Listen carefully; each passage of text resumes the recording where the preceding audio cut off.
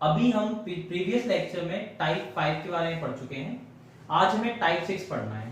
Type 6 cubic polynomial पे based ही है।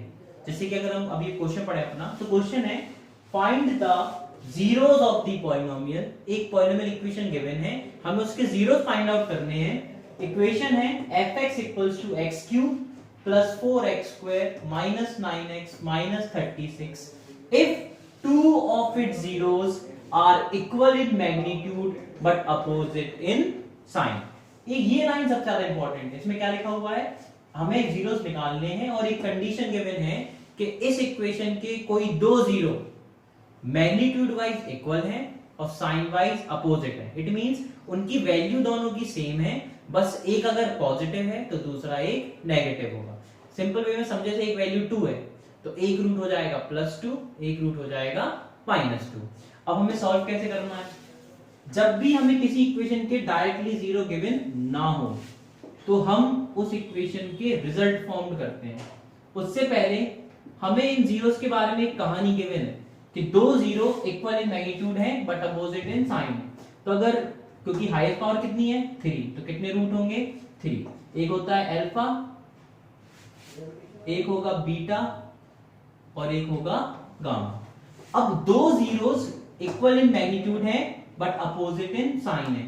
तो अल्फा को अगर मैं k मान लूं तो बीटा मेरा क्या हो जाएगा -k, क्योंकि जो एक जीरो की वैल्यू है दूसरा उसके अपोजिट साइन का है। तो अल्फा अगर k है तो बीटा क्या हो जाएगा -k।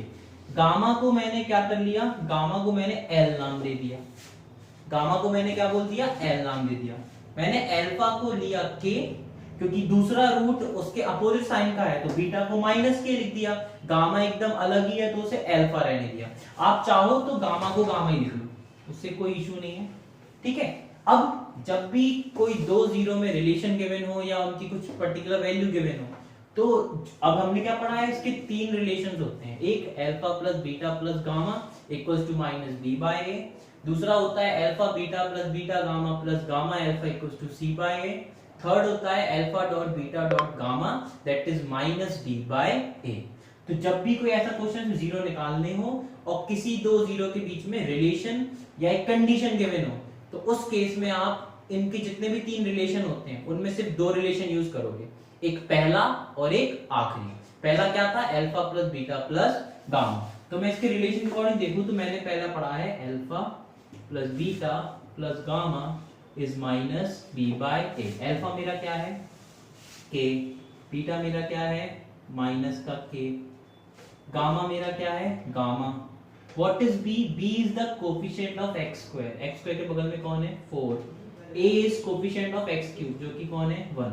प्लस k से माइनस k कट जाएगा, यहां से गामा की वैल्यू कितनी आ गई -4। पहला रिलेशन यूज करके हमें गामा की वैल्यू मिल गई। अब कौन बचा है, अल्फा और बीटा। मैंने क्या बोला, हम एक पहला रिलेशन यूज करेंगे और एक हम थर्ड रिलेशन यूज करेंगे। पहला रिलेशन मैं यूज कर चुका हूं, अब मैं थर्ड रिलेशन पे आता हूं। अगर मैं थर्ड रिलेशन की बात करूं तो वो क्या था, alpha dot beta dot gamma -d/a। Alpha आपका क्या है k, बीटा क्या है -k, गामा क्या है -4। What is d? d is constant term, तो माइनस और -36 और a क्या था मेरा 1। ये माइनस माइनस प्लस ये हो जाएगा 4k स्क्वायर इक्वल्स टू 36। 4 से 36 जाएगा तो k स्क्वायर इक्वल्स टू 9। यहाँ से k की वैल्यू क्या हो गई +-3। तो हमारा +-3 आने का मतलब, अगर मैं अल्फा की बात करूं तो अगर जब मैं k की वैल्यू पॉजिटिव 3 लूं तो अल्फा आएगा 3, बीटा आएगा -3, गामा क्या होगा -4। और अगर मैं k की वैल्यू -3 ले लूं तब मेरा अल्फा हो जाएगा -3, बीटा हो जाएगा +3, गामा हो जाएगा -4। तो ऐसे हम जब किसी रिलेशन या जीरो में कुछ रिलेशन गिवन हो तो हम इस तरीके से उनकी वैल्यू